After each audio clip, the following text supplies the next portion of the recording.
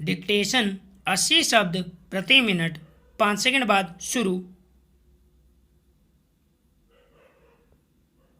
शुरू। किसी भी आपदा की स्थिति में नियमित और अनिवार्य गतिविधियों का विकल्प खोजना मनुष्य समाज के लिए एक स्वाभाविक प्रक्रिया है। कोरोना महामारी के संक्रमण से बचाव के लिए मार्च महीने में जब पूर्णबंदी की घोषणा हुई, तब से लगभग सभी सार्वजनिक गतिविधियां ठप हैं। इसमें नियमित स्कूल कॉलेजों में पिछले करीब 2.5 महीने से पढ़ाई नहीं हो रही है।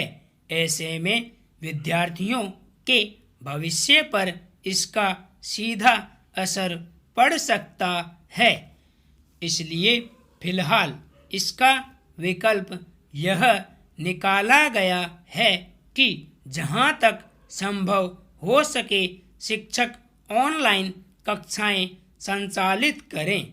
दरअसल पूर्णबंदी से पहले इस तरह पढ़ाई लिखाई की व्यवस्था न तो यहाँ के शिक्षकों के आम अभ्यास में रही है, न विद्यार्थियों के लिए यह कोई सामान्य बात है।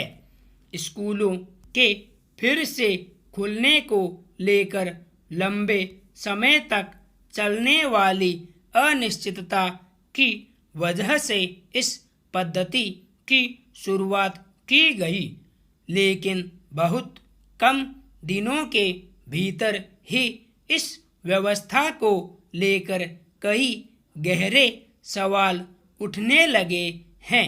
खास तौर पर विद्यार्थियों और शिक्षक के बीच अब तक सीधे संवाद के जरिए जिस तरह की शिक्षा व्यवस्था प्रचलन में है, उसके विकल्प में ऑनलाइन माध्यम के परोक्ष असर को लेकर चिंताजनक आशंकाएं सामने आ रही हैं।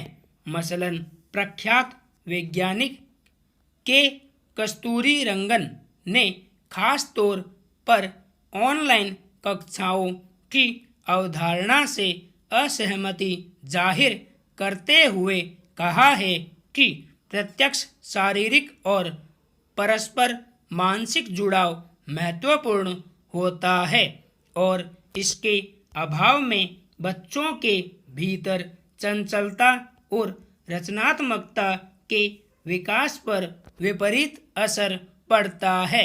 उनके मुताबिक आमने सामने के संपर्क, बातचीत और विचारों के आदान प्रदान के पारंपरिक तरीके शिक्षा के लिए ज़्यादा कारगर हैं।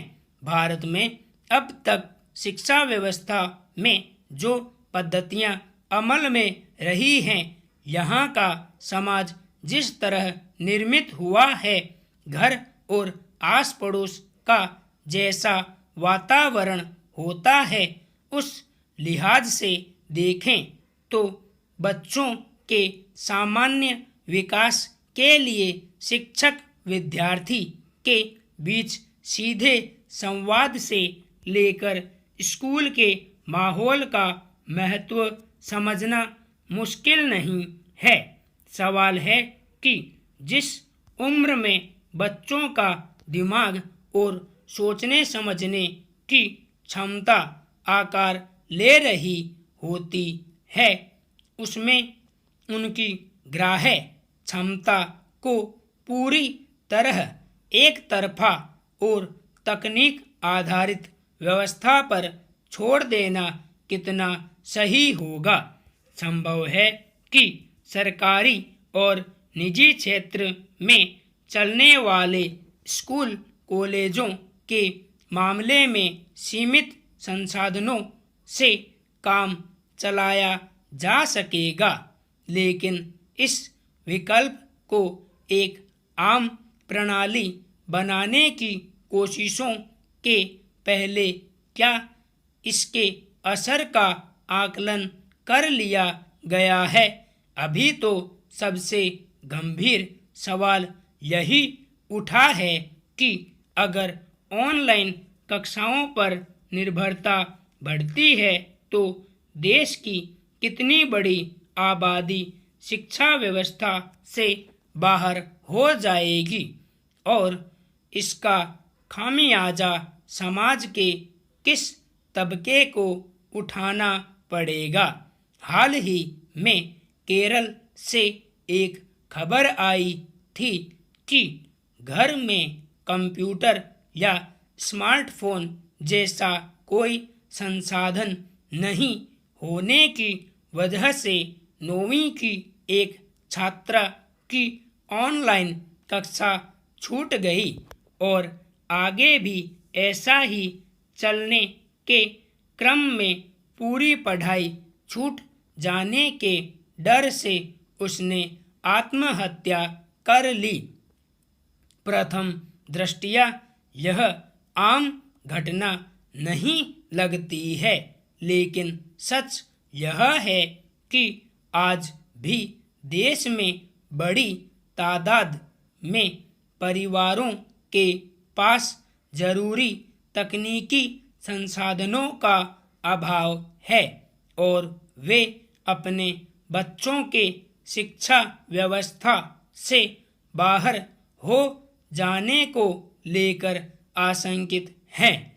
यह बच्चों के सहज स्वाभाविक मानसिक बौद्धिक और शारीरिक विकास से इतर एक अहम पहलू है जिनका ख्याल रखना समावेशी शिक्षा व्यवस्था में बेहद जरूरी है।